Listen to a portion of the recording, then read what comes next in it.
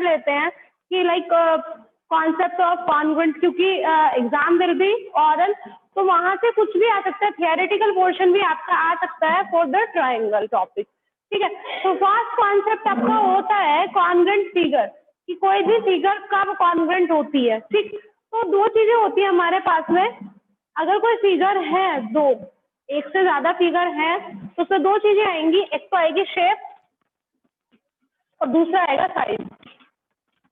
अगर दोनों फिगर की शेप और साइज दोनों सेम है तब हम बोलते हैं कि वो दोनों फिगर कैसी होंगी, कॉन्ग्रुएंट होंगी ईच अदर। ठीक है, तो सीधा सा कॉन्सेप्ट है, if two figures have same shape and same size are said to be congruent figure. ठीक है, कॉन्ग्रुएंट का मतलब है कि अगर दो फिगर हैं आपके पास में, वो पूरी तरह से कंप्लीटली एक दूसरे को कवर कर रही हैं, तो वो कैसी होंगी, कॉन्ग्रुएंट होंगी। ठीक है, तो अभी शेप और साइज की बात करते हैं।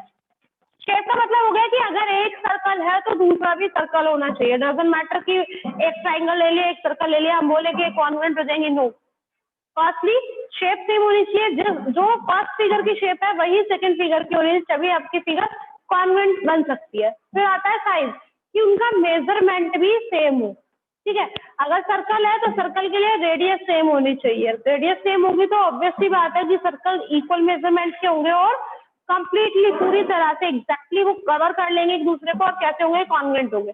ठीक है, अगर हम बेस्ट एग्जांपल की बात करें कि कोई भी दो फिगर है और कॉन्ग्रुएंट है, तो इसका बेस्ट एग्जांपल क्या होगा, एक ही पर्सन के दोनों जो हथेलियां होती है, पाम होती है, वो कॉन्ग्रुएंट फिगर होती है। क्योंकि अगर मैं बात करूं कि एक पर्सन की ले ली पाम दूसरे की, क्या वो पूरी तरह से कवर कर लेगी एक दूसरे को, नो। तो एक सिंगल पर्सन की दोनों जो पाम होती है, हथेलियां, वो कॉन्ग्रुएंट फिगर होती है क्योंकि पूरी तरह से कवर कर लेती है दोनों एक दूसरे को। ठीक है, तो आपका ये कॉन्सेप्ट हो गया कि कोई भी कॉन्ग्रुएंट फिगर कब होंगी, कोई भी फिगर कॉन्ग्रुएंट कब होंगी, जब उनका शेप और साइज सेम हो। तो यहाँ पे आपका एमसीक्यूज बन सकता है एक कि दो फिगर कॉन्ग्रुएंट फिगर के लिए क्या सेम होना चाहिए, शेप एंड साइज। ठीक है, या फिर कोई भी ऑप्शन में आ सकता है। ठीक है बच्चे, तो जो डिफरेंट फिगर्स हैं आप कब कॉन्ग्रुएंट कहते हो, तो एक तो होती है लाइन सेगमेंट। हम स्टार्ट करते हैं स्टार्टिंग से, आपका लाइन सेगमेंट होगा, देन आप बोलते हो कि रेक्टेंगल, देन स्क्वायर, ठीक है, सर्कल, देन ट्राइंगल। ये सारी फिगर्स हैं जिनमें हम कॉन्ग्रुएंट का कॉन्सेप्ट देखते हैं। ठीक है, और भी बहुत सारी हो सकती है, जरूरी नहीं है केवल यही है, इनसे भी अलग है। तो फर्स्ट होती है लाइन सेगमेंट। तो लाइन सेगमेंट बेसिकली एक लाइन का पार्ट है। तो लाइन सेगमेंट में सिर्फ हमारी एक लेंथ होती है, ब्रेथ नहीं होती। दैट मीन्स अगर दो लाइन सेगमेंट कॉन्ग्रुएंट होंगी तो उनकी लेंथ सेम होगी। लेंथ से अलग लाइन सेगमेंट में कुछ नहीं होता। अगर मैं बोल रही हूँ कि एक लाइन सेगमेंट ये है 5 सेंटीमीटर की PQ और दूसरी आपकी AB, ये भी 5 सेंटीमीटर की है, तो इसमें लेंथ के अलावा और कुछ नहीं है दोनों में, तो ये कैसी होंगी, कॉन्ग्रुएंट होंगी, because they have same length. इनकी लेंथ क्या है, सेम है, तो लाइन सेगमेंट क्या होंगी, कॉन्ग्रुएंट होंगी। फर्स्टली कॉन्ग्रुएंट का जो सिंबल है, जिससे भी एक आपका एमसीक्यू बन सकता है कि हम जो कॉन्ग्रुएंट जो होती है, कॉन्ग्रुएंसी का सिंबल क्या होता है। ठीक है, तो यहाँ भी आपका एक एमसीक्यू बन सकता है। देन आफ्टर, अभी लाइन सेगमेंट का क्लियर हो गया। लाइन सेगमेंट के ऊपर भी आपका क्वेश्चन बन सकता है कि when two line segments are congruent. ठीक है, तो आंसर होगा if they have same length, कि अगर लाइन सेगमेंट कॉन्ग्रुएंट कब होगी, अगर उनके पास सेम लेंथ होगी। ठीक है, सेकेंड वन आता है आपका रेक्टेंगल। तो रेक्टेंगल की अगर बात करें तो रेक्टेंगल में आपका लेंथ भी होता है, ब्रेथ भी होता है। रेक्टेंगल के अंदर लेंथ होगी, ब्रेथ होगी।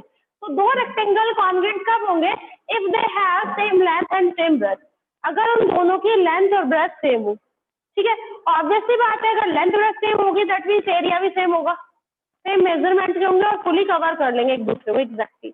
ठीक है, तो यहाँ से आपको क्वेश्चन बन सकता है when two rectangles are congruent then answer will be if they have same length and breadth, अगर उनकी लेंथ और ब्रेथ सेम है। ठीक, अब आता है स्क्वायर। तो स्क्वायर में और साइड्स इक्वल होती हैं, तो आप बोल सकते हो two squares are congruent if they have same sides, कि अगर उनकी जो साइड्स है वो सेम हो दोनों की, एक 4 सेंटीमीटर की साइड का तो दूसरा भी 4 सेंटीमीटर की साइड को। ठीक है, फिर आता है सर्कल पे। सर्कल में आपकी रेडियस होती है और सर्कमफ्रेंस होती है। सर्कमफ्रेंस भी कब ड्रॉ होती है, जब आप रेडियस ले लेते हो। रेडियस का पता कैसे चलता है कि कौन सी रेडियस होगी। सपोज दैट आपने कंपास के अंदर पेंसिल लगाया, तो जो कंपास का पॉइंट होता है, यहाँ पे आपको कंपास का पॉइंट है, आप ऐसे सर्कल ड्रॉ कर रहे हैं, तो जो मिड पॉइंट होता है कंपास रखते हो जहाँ पे, उसको बोलते हैं सेंटर, क्योंकि वो फिक्स होता है कंपास एक जगह पे। पेंसिल मूवमेंट लेती है, ठीक। और कंपास और पेंसिल पॉइंट के बीच में जितना डिस्टेंस होता है, दैट मीन्स कि जहाँ आपका कंपास पॉइंट है उसको जितना हम ओपन करते हैं वो होती है उसकी रेडियस, ठीक है। लाइक आपने ऐसे रखा सर्कल और ड्रॉ किया, तो यहाँ से यहाँ तक, इसी को तो रेडियस बोलते हैं। तो आपका कंपास पॉइंट और पेंसिल पॉइंट के जो मिड की डिस्टेंस होती है वो आपकी रेडियस होती है। तो सर्कल के अंदर कब आप कॉन्वेंट बोलोगे, when two circles are congruent if they have same radius, अगर दोनों सर्कल की रेडियस सेम होगी, ठीक है। तो अभी जो पर्टिकुलर ये फिगर्स हैं, प्लेन फिगर्स, तो इनमें क्या होता है कि बेसिकली मैं ये नहीं कह रही कि रेक्टेंगल है, रेक्टेंगल के अलग अलग टाइप्स होंगे। रेक्टेंगल सिर्फ एक ही टाइप का होता है, एक पर्टिकुलर सिंगल टाइप का होता है। इसी तरह से स्क्वायर भी आपका एक सिंगल टाइप का होता है, सर्कल भी एक सिंगल टाइप का होता है। बट ट्राइंगल में ऐसी कंडीशन नहीं है। ट्राइंगल में क्या होता है कि आपके जो ट्राइंगल्स हैं वो अगर देखें तो 6 टाइप के होते हैं। स्केलन हो गया, आइसोसेलेस हो गया, इक्विलैटरल हो गया, एक्यूट एंगल्ड होता है, राइट एंगल्ड होता है और ऑब्ट्यूज एंगल्ड होता है। 6 टाइप ऑफ ट्राइंगल। तो इसीलिए आपके ट्राइंगल के अंदर डिफरेंट डिफरेंट क्राइटेरियाज होते हैं फॉर कॉन्ग्रुएंसी, ठीक है।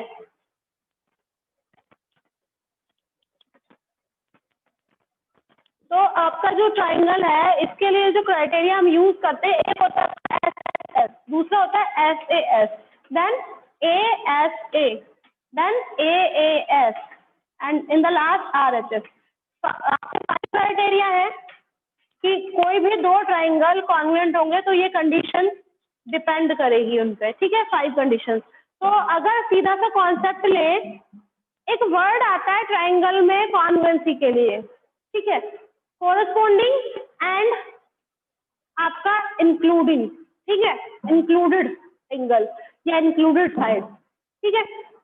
तो कोरस्पॉन्डिंग का मतलब होता है, या रिस्पेक्टिवली भी बोल सकते हो आप, रिस्पेक्टिव साइड। अगर आपके पास में 2 ट्राइंगल है,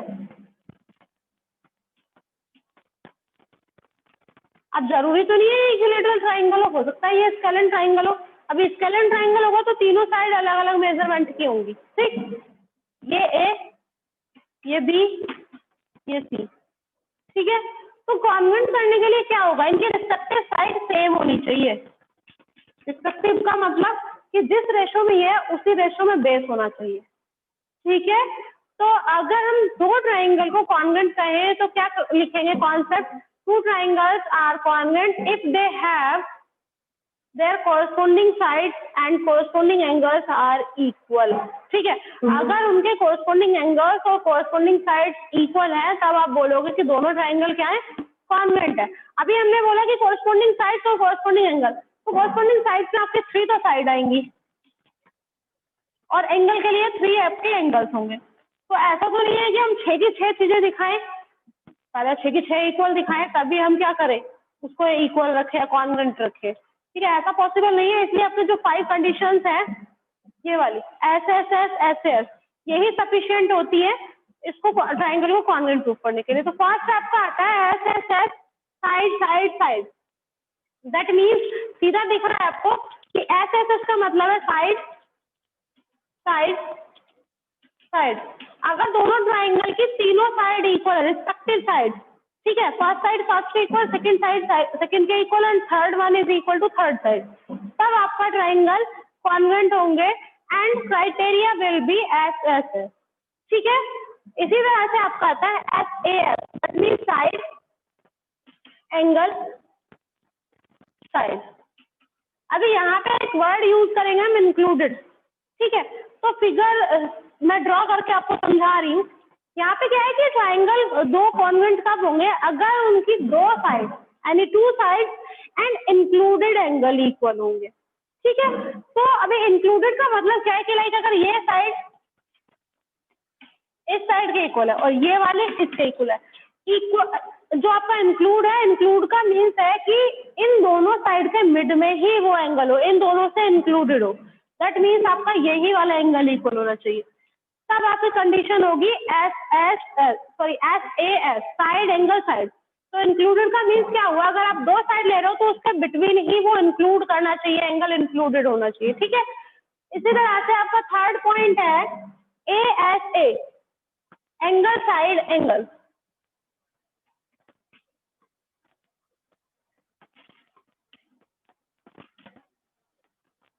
इसका मतलब है दो ट्राइंगल कॉन्वेंट कब होंगे, अगर उनके दो एंगल और इंक्लूडेड साइड इक्वल है, ठीक है।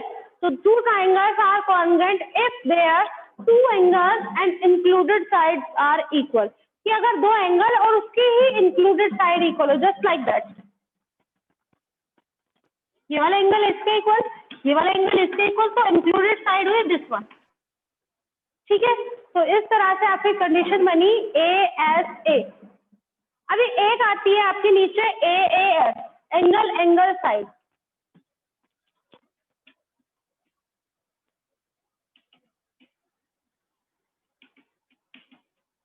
ये दोनों कंडीशन देखिए, इनमें क्या है, दो एंगल इक्वल है, यहाँ दो एंगल एक साइड, यहाँ पे दो एंगल एक साइड।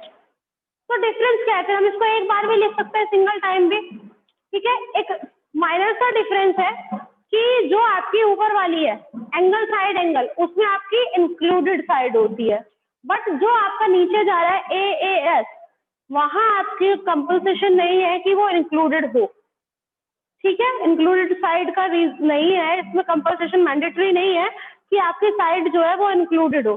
तो नॉर्मली अगर हम फिगर ड्रॉ करें, एक ट्राइंगल ये है आपका, सेकंड ट्राइंगल ये है, तो ये वाला एंगल इसके इक्वल है, ये वाला एंगल इसके इक्वल है, तो इंक्लूडेड ASA के लिए तो ये वाली साइड इक्वल होनी चाहिए, बट जो AAS होती है उसमें इन दोनों में से कोई सी भी साइड इक्वल हो जाए, जरूरी नहीं है इंक्लूडेड हो। तो वहां आपका क्राइटेरिया जाएगा AAS and triangle will be congruent, ठीक है। तो इसके लिए क्राइटेरिया क्या होगा, कॉन्सेप्ट क्या बनेगा AS का, two triangles are congruent if there two angles and any one side are equal, ठीक है। दो एंगल और कोई भी एक साइड इक्वल हो जाए तो आपकी AAS होगी, और अगर दो एंगल एक इंक्लूडेड साइड इक्वल है तब आपके क्राइटेरिया होगा ASA, ठीक है। लास्ट वन है आपकी RHS। R से हो गया आपका राइट एंगल, हाइपोटेनस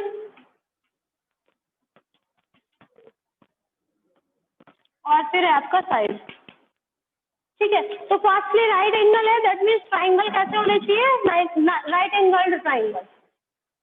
तो इस तरह से होगा आपका, ये हो गया आपका राइट एंगल ट्राइंगल। ये दोनों ट्राइंगल कॉन्ग्रुएंट कब होंगे, जब उनका एक तो राइट एंगल इक्वल हो, एक हाइपोटेनस 90 के सामने वाला एंगल, और बाकी दो जो साइड बची हुई हैं इन दोनों में से कोई सी एक इक्वल हो जाए, चाहे ये हो जाए चाहे ये दो हो जाए, डजंट मैटर, ठीक है। तब आपका क्राइटेरिया जाएगा RHS, right angle, hypotenuse and side. और ट्राइंगल कैसे होंगे, कॉन्ग्रुएंट।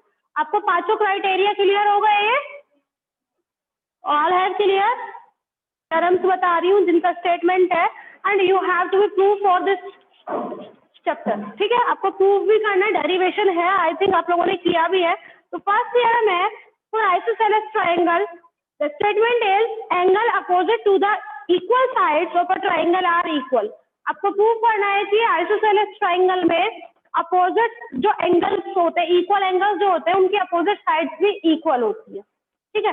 दैट मीन्स आपकी जो थ्योरम है इस तरह से रहेगी कि एक आइसोसेलेस ट्राइंगल है, ठीक है, तो इसकी जो साइड्स हैं वो इक्वल है, ऑब्वियस सी बात है, आइसोसेलेस ट्राइंगल तो any two sides will be equal, ठीक। तो आपको प्रूव करना है कि जो उनके अपोजिट एंगल्स हैं वो भी इक्वल होते हैं, और ये आप लोग स्टार्टिंग से पढ़ते आ रहे हैं कि आइसोसेलेस ट्राइंगल के बेस एंगल क्या होते हैं, इक्वल होते हैं। तो यहाँ आपको क्या करना पड़ेगा, एक बाइसेक्टर या perpendicular, you can say perpendicular bisector draw कर लेंगे, तो 90 का होगा, ठीक है। अभी यहाँ पे आप क्या करोगे, दोनों ट्राइंगल को कॉन्ग्रुएंट प्रूफ करोगे, ये एंगल इससे equal, right angle, hypotenuse will be same and this side will be common. तो आपकी कंडीशन होगी RHS। RHS से ट्राइंगल कॉन्ग्रुएंट होंगे। एक चीज मैं आपको बताना भूल गई हूँ, एक क्राइटेरिया होता है, एक छोटा सा वर्ड है CPCT, ठीक है। सपोज दैट आपने कोई भी ट्राइंगल को कॉन्ग्रुएंट प्रूफ कर दिया, ठीक है, आपने नहीं टू ट्राइंगल्स कॉन्ग्रुएंट प्रूफ कर दिए, तो आप उसके जितने भी कॉरस्पॉन्डिंग पार्ट्स होंगे, 3 साइड्स और 3 एंगल्स, 6 चीजें होती है, तो 3 से तो आप कॉन्वेंट प्रूफ कर देंगे, तो बाकी जो 3 है आप उनको बाय सिटीसिटी इक्वल लिख सकते हो। मतलब आप एक वर्ड लिखिए बाय सिटीसिटी और उनको इक्वल रख दीजिए, ठीक है। तो सिटीसिटी का मतलब होता है कोरस्पोंडिंग पार्ट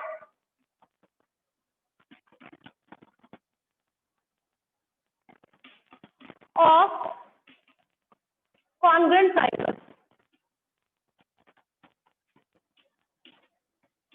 कि अगर दो ट्रायंगल कॉन्ग्रुएंट है तो उसके कोरस्पोंडिंग पार्ट जितने भी उसके पार्ट है, तो यहाँ से भी आपका एक एमसीक्यूज बन सकता है, what is the full form of CPCT, corresponding parts of congruent triangle. अब कोरस्पोंडिंग पार्ट्स में 3 साइड्स भी आती हैं आपकी और 3 एंगल्स भी आते हैं आपके, ठीक है। तो इस तरह से आपने इन दोनों ट्रायंगल को आरएचएस से कॉन्ग्रुएंट प्रूव कर दिया। In the last you just write down by सिटीसिटी this angle equal to this one, ठीक है। तो इस तरह से आप इनको प्रूव कर सकते हो, ड्राइव कर सकते हो, ठीक है बच्चे। नेक्स्ट वन है the side opposite to the equal angle of a triangle are equal. अभी जस्ट कन्वर्ट कर दिया। अभी आपको बोला था कि अगर साइड्स इक्वल है तो उन साइड्स के अपोजिट एंगल क्या होंगे, इक्वल होंगे। लेकिन इस बार बोला है कि अगर एक ट्रायंगल के बेस एंगल इक्वल है, ठीक है, तो उनकी अपोजिट साइड्स इक्वल होंगी। अब की बार आपको इनको इक्वल प्रूव करना है। सेम एज ये साइड कॉमन ली, ये एंगल इससे इक्वल, ये एंगल इससे इक्वल, क्योंकि गिवन है ये हमें, ठीक। तो ये क्राइटेरिया हुआ आपका AAS। AS से क्यों नहीं है, क्योंकि साइड आपके इंक्लूडेड नहीं है, इन दोनों के बीच में लाइन नहीं कर रही। तो आपको क्राइटेरिया है AAS और आपके ट्रायंगल कॉन्ग्रुएंट हो जाएंगे by सिटीसिटी this side equal to this one, ठीक है। तो आप सॉल्व कर सकते हो इन थ्योरम्स को। Have a nice day. Have a nice day, ma'am. Same year बच्चा, Have a nice day, ma'am.